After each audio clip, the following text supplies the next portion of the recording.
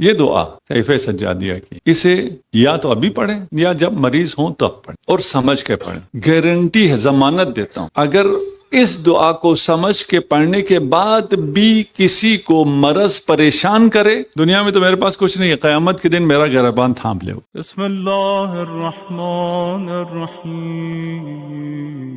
ایک شخص ہے، اس نے دیکھا مدینے میں بارش نہیں ہو رہی، لوگ نماز استسقاء کے لیے کھڑے ہیں۔ نماز استسقاء جب بارش نہیں ہو رہی ہوتی، آپ کو تو یہاں نہیں ہوتا، پاکستان میں ہوتا ہے، تو نمازیں ہوتی رہتی، لوگ آتے ہیں نماز پڑھتے ہیں۔ اس شخص نے دیکھا کہ ایک حبشی غلام نے دعا کے لیے ہاتھ اٹھائے اور اس کی دعا ختم نہیں ہوئی تھی، بارش شروع ہو گئی۔ اچھا، وہ اسی رش ناشناس طور پہ کر رہا تھا نا، کہ امامت تو نہیں کر رہا تھا، لیکن اس آدمی نے نوٹس کر لیا، وہ اس کے پیچھے چلا۔ ایک غلام گیا اور امام زین العابدین کے گھر میں داخل ہو گیا، پوچھا یہ کون ہے؟ کہا امام کا غلام ہے۔ آیا اور آ کے کہا امام سے، میں اس غلام کو خریدنا چاہتا ہوں آپ سے۔ امام نے غلام بلایا اور غلام سے کہا کہ یہ بندہ تمہیں خریدنا چاہتا ہے، تمہاری رائے کیا ہے؟ اس نے پوچھا مجھے کیوں خریدنا چاہتا ہے؟ اس نے بتایا کہ میں نے اس کرامت کو دیکھا ہے، میں اس لیے خریدنا چاہتا ہوں۔ تو اس نے کہا تو مجھے اپنے آقا سے جدا کیوں کرنا چاہتا ہے؟ یہ کرامت مجھے اسی لیے تو ملی ہے کہ میں آقا سے جڑا ہوا ہوں۔ اس نے اصرار کیا، غلام نے کہا میں نہیں چاہتا تھا کہ میرا یہ راز لوگوں کو پتہ چل جائے کہ مجھے آقا سے کیا کیا ملا ہے۔ اس کو اس پہ بڑا افسوس۔ وہ آدمی چلا گیا، غلام نے انکار کیا اس کے ساتھ جانے سے۔ ابھی گھر سے نکلا ہی تھا کہ غلام نے بلایا دوسرے غلام نے کہ اگر اس کے جنازے میں شرکت کرنا چاہتے ہو تو آ جاؤ، یہ مر گیا ہے۔ اسے کہتے ہیں عشق۔ تصور نہ کر سکے کہ وہ امام سے جدا ہو جائے گا۔ سیب کا کنیکشن درخت کے ساتھ ایک معمولی سی، کیا کہتے ہیں پتہ نہیں، اسے ٹہنی نہیں کہتے، جو سیب جڑا ہوتا ہے ٹہنی سے، ڈنڈی کہیں، تنکا کہیں، جو مرضی کہیں، جیسے آپ لے کے یوں کرتے ہیں نا، ہلکا سا ٹوسٹ کرتے ہیں، وہ ٹوٹ جاتا ہے۔ اتنے مختصر سی اتصال سے وہ درخت سے جڑا ہوتا ہے۔ جب تک سیب درخت سے جڑا ہوا ہے، ساری چیزیں اس کی خدمت میں ہیں۔ یہ سورج اس کو انرجی دے رہا ہے، اس کے پتوں میں گلوکوز پیدا کر رہا ہے، اسے مٹھاس دے رہا ہے، فوٹوسینسس ہو رہا ہے، یہ سب جو سورج کر رہا ہے یہ سیب کے حق میں ہے۔ سیب پھل رہا ہے، پھول رہا ہے۔ یہ پانی اس سیب کو تراوت دے رہا ہے، تازگی دے رہا ہے۔ کہاں سے دے رہا ہے؟ اسی ایک چھوٹے سے اتصال سے۔ وابستہ رہے شجر سے، امید بہار رکھ۔ یہ امید بہار نہیں ہے، یہ وابستہ رہے خدا سے، بہار ہی بہار رکھ۔ سیب سورج اس کا خادم ہے، پانی اس کی خدمت میں ہے، زمین سارے منرلز جمع کر کر کے اسے دے رہا ہے۔ کھاد، بدبودار کھاد، پتہ نہیں یہاں بچوں نے دیکھی نہیں دیکھی، آپ کے یہاں کھاد وہ پتہ نہیں سفید سفید سی ہوتی، وہ نہیں، جو اصلی کھاد انتہائی بدبودار۔ جتنی بدبودار کھاد ڈالیں سیب میں اتنا زیادہ ذائقہ آ جاتا ہے۔ یہ کون کر رہا ہے؟ یہ سب کون کر رہا ہے؟ وہ خدا، اس ایک کنیکشن کی وجہ سے۔ یہ ہلکا سا کنیکشن ٹوٹ جائے، یہ سیب زمین پہ گر جائے، اب سورج اس کا دشمن ہے، سورج اسے گلانے لگتا ہے۔ پانی لگے، نمی آ جائے، یہ اور خراب ہوتا ہے۔ مٹی جو پہلے اس کے لیے ماں تھی، منرل جمع کر کے دے رہی تھی، اس کی دشمن ہو گئی۔ کھاد میں جائے تو پھر بہت جلدی کیڑے لگ جائیں۔ کیا فرق ہوا؟ پھر ایک چھوٹے سے اتصال کے ٹوٹنے سے یہ ساری چیزیں جو اس کی خدمت میں تھیں، یہ مخدوم تھا، یہ اتصال ختم ہو گیا تو یہ برباد ہو گئے، سب دشمن ہو گئے۔ اس سیب سے نہیں کہا کہ تو مخدوم کائنات ہے، انسان سے کہا ہے تو مخدوم کائنات ہے۔ یہ آپ کی خدمت کے لیے سیب کو یہ سب مل رہا ہے تاکہ آپ سیب توڑ کے کھائیں۔ آپ اگر خدا کے ساتھ رہیں ممکن ہی نہیں ہے کوئی مشکل پیش ہے. اچھا اس کا یہ مطلب نہ لیں، ہاں بھی کوئی جوان بچے سن رہے ہو کہ اچھا اب میں اب خدا کے ساتھ ہوں مجھے کوئی مشکل نہیں آنے والی. جو مشکلات آئیں گی وہ مشکل نہیں ہوگی، جو مشکلات آئیں گی وہ آپ کو پتہ چلے گا یہ کیوں آئی ہے. قرآن میں آیت ہے لِيُمَحِّصِ الْمُؤْمِنِينَ، یہ مشکلات اس لیے ہیں کہ مؤمنین کی تمحیص کی جائے. اب تمحیص کا کیا مطلب ہے؟ اس کا انگلش میں سینٹریفیوج بہتر ترجمہ ہے. کسی گدلے پانی کو اگر آپ ڈالیں کسی ٹیوب میں، جو سمپل سینٹریفیوج کی مشین ہے، اس میں ڈال کے گھمائیں، جب گھوم رہا ہوتا ہے تو ہو کیا رہا ہوتا ہے؟ پانی پاک ہو رہا ہوتا ہے، اس کے اندر سے اس غلاظت کو نکالا جا رہا ہوتا ہے. جس پانی کو پتا ہو کہ یہ مجھے پاک کرنے کے لیے گھمایا جا رہا ہے وہ خوشی سے گھومے گا. جس کو اس پہ ایمان نہ ہو وہ وہیں رو رو کے مر جائے گا. گھمایا جائے گا آپ کو بھی، لیکن اگر آپ کو پتا ہو کہ مجھے کیوں گھمایا جا رہا ہے کوئی پریشانی نہیں ہے. ابھی اگر آپ کو چوٹ لگ جائے، کہیں کوئی خدا نہ خواستہ ٹیومر ہو جائے، مرض ہو جائے، فلان ہو جائے، اس کا اتنا درد نہیں ہوتا جتنا نفسیاتی درد ہوتا ہے. اصل مسئلہ نفسیاتی ہوتا ہے. اگر نفسیاتی طور پہ آپ اس کو ٹیکل کر سکیں تو سارا مسئلہ ختم ہے. 4 حشرات ہیں، اور بھی حشرات کا ذکر ہے، لیکن 4 حشرات ہیں جن کا ذکر قرآن میں جو میں ابھی آپ سے ذکر کرنا چاہ رہا ہوں. ایک چونٹی. چونٹی کو اہل دنیا سے تشبیہ دی گئی ہے. چونٹی کا کام کیا ہے؟ جمع کرنا، کام کرنا، صبح شام لگا ہوا ہے کام کرنے میں. مرد بھی کام کر رہا ہے، بیوی بھی کام کر رہی ہے، پہلی شفٹ میں بھی دوسری شفٹ میں بھی. ادھر تو نہیں ہوتا نا ایسا. بھائی اتنا تم جمع کر رہے ہو، چونٹیوں سے پوچھ رہا ہوں آپ سے نہیں، اتنا تم جمع کر رہے ہو، کھاؤ گے کب؟ کرو گے کیا اس کا؟ میں چونٹی ہوں بھائی، میرا کام صرف جمع کرنا ہے. اپنا آرام اور اپنا سکون برباد کر کے، اپنی جوانی برباد کر کے اتنا بنا لوگے تو کرو گے کیا؟ آپ لوگوں کی اچھا ہے یہ سنگل سٹوری گھر ہے یہاں پہ، ٹھیک ہے. ہمارے ہاں ڈبل سٹوری بنتے ہیں یا اس سے بھی زیادہ بنتے ہیں. میں بہت سے ایسے بزرگوں کو جانتا ہوں جنہوں نے بڑے بڑے مکانات بنا لیے ڈبل سٹوری اور اوپر منزل میں جا سکتے ہی نہیں ہیں. میں خود بھی چھوٹا موٹا آرکیٹیکٹ میں ڈیزائن کرتا ہوں. میں نے اپنے ایک جگہ 4 سیڑھیاں ڈیزائن کی تھی، وہ بھی صرف خوبصورتی کے لیے. تو آخری عمر میں والد صاحب کو 4 سیڑھیاں آنا تھوڑا سا مشکل ہوتا تھا. میں بڑا پچھتایا کہ یہ 4 سیڑھی میں نے کیوں ڈیزائن کی، میں نے کیوں لیول ڈیفرنس دے دیا گراؤنڈ فلور پہ. تو یہ چونٹی، اہل دنیا چونٹی کی طرح پتہ ہی نہیں ہے کر کیوں رہے ہیں. بھائی کم سے اگر آپ کو خوشی ملتی ہے تو اس زیادہ کو کیا کرنا ہے جس سے ڈپریشن ملتی ہے. سوچنا تو چاہیے نا کہ میں کیوں کر رہا ہوں، کر کے کیا ہوگا، مجھے کیا ملے گا، میرا کیا نقصان ہوگا، میرا کیا فائدہ ہوگا. چونٹی ان کو نہیں سوچتی، جو چونٹی کی طرح ہیں وہ بھی نہیں سوچتے. دوسرا عنکبوت، مکڑی کہتے ہیں. اس کا گھر کو کہا ہے کہ اس کا گھر کمزور ترین گھر ہے، اور اس کو تشبیہ دی گئی ہے بے حیا لوگوں سے.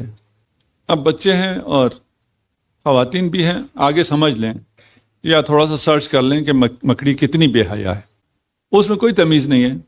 جانوروں میں معمولاً نہیں ہے، اس میں بالکل بھی تمیز نہیں ہے. کوئی اس کا بیٹا ہے، بہن ہے، بھائی ہے، ماں ہے، کوئی تمیز نہیں. نر ہے، مادہ ہے، بھوک لگے تو وہ اپنے مادہ کو خود کھا جاتی ہے. تو آپ کا ویسٹرن معاشرہ کم و بیش مکڑی کی طرح.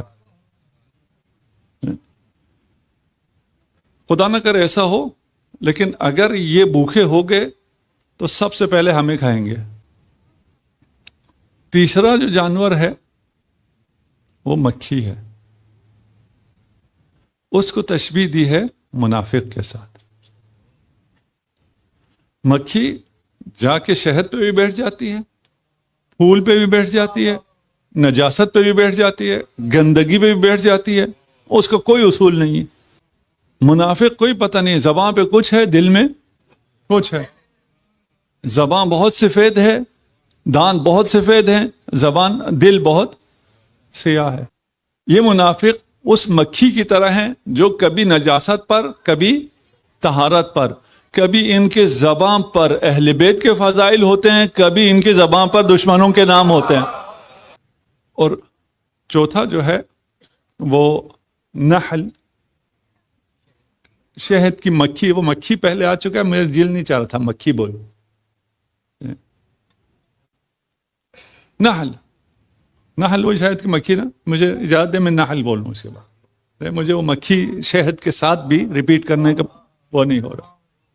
ٹھیک، نحل مومن، بیٹھتا بھی طہارت پر ہے، کھاتا بھی طہارت ہے، دیتا بھی طہارت ہے۔ مومن فائدہ ہی فائدہ، پاک ہے، پاک کماتا ہے، پاک کھلاتا ہے، اور جہاں رہتا ہے لوگوں کو فائدہ دیتا ہے۔ تو پھر ہمارا اخلاق بھی پھر مومن کا ہونا چاہیے۔ اگر ہماری زبان سے کسی کو تکلیف پہنچتی ہے تو ہم مومن نہیں ہیں، ہمارے عمل سے کسی کو تکلیف پہنچتی ہے ہم مومن نہیں ہیں۔ مومن کی مثال شہد کی نحل کی طرح ہے۔ شہد کے چھتے پہ ایک یعصوب بیٹھا ہوتا ہے، وہ جب بھی مکھی واپس آتی ہے وہ اس کو سونگھتی ہے۔ اگر طہارت سے آئی ہے تو چھتے میں جا سکتے ہیں،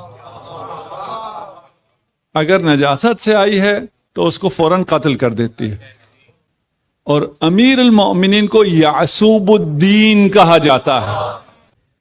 امیر المؤمنین مقام عراف پر ہوں گے، دیکھیں گے یہ طہارت سے آ رہے ہیں، فرش اعضاء سے آنے والوں کا استقبال ہوگا، اور جن کی زبانوں پر نجس لوگوں کا ذکر ہوگا انہیں جہنم بھیج دیں گے۔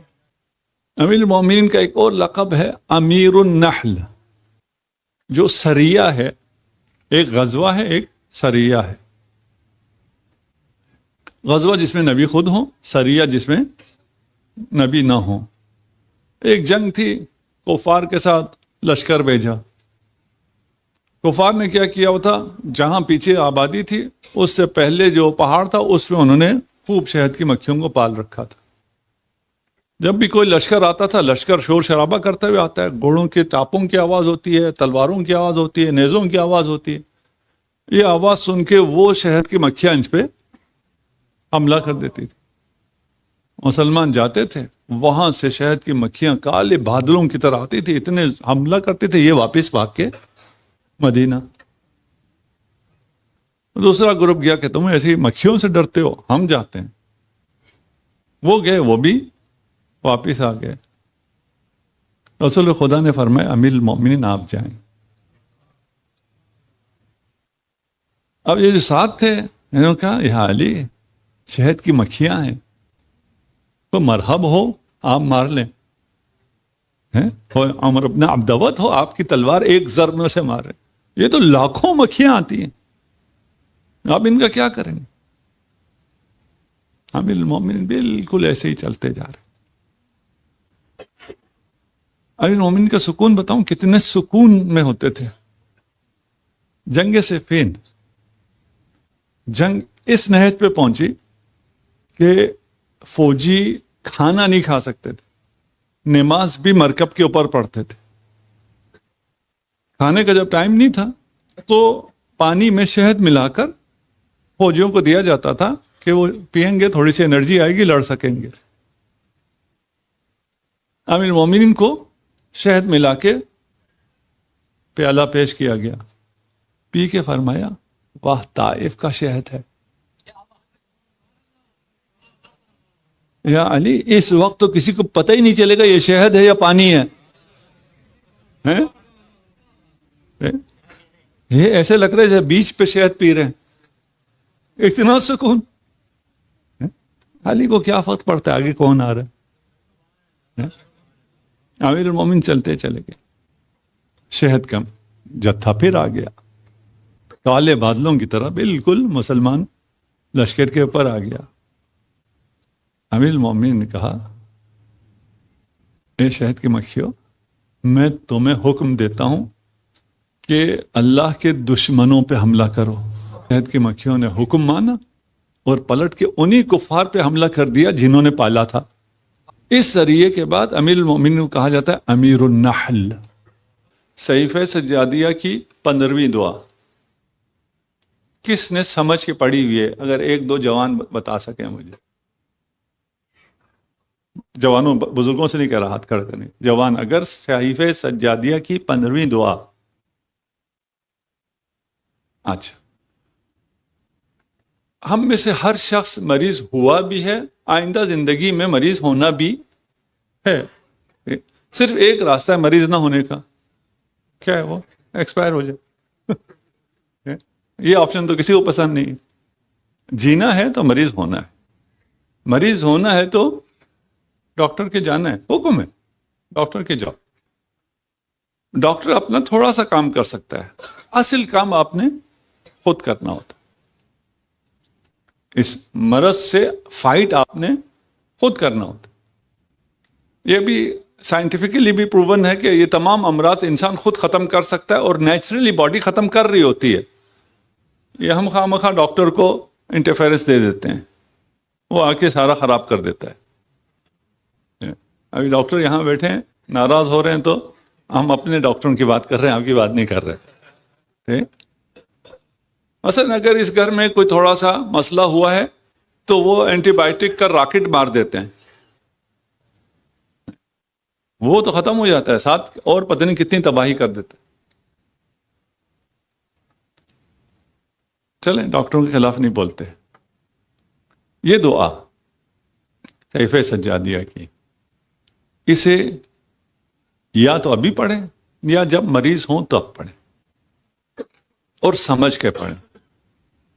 گارنٹی ہے، ضمانت دیتا ہوں، اگر اس دعا کو سمجھ کے پڑھنے کے بعد بھی کسی کو مرض پریشان کرے، دنیا میں تو میرے پاس کچھ نہیں ہے، قیامت کے دن میرا گریبان تھام لے. میں یہ حق آپ کو خود دے رہا ہوں نا، آپ تھام سکتے ہیں کہ تم نے یہ دعویٰ کیا تھا، اس میں نے عمل کیا لیکن مجھے کوئی فائدہ نہیں ہوا. اس دن آپ میرا گریبان تھام کے مجھ سے کہہ سکتے ہیں یہ اس مجلس کا ثواب مجھے دے دو، تمہاری اس بات پہ میں نے یقین کیا تھا.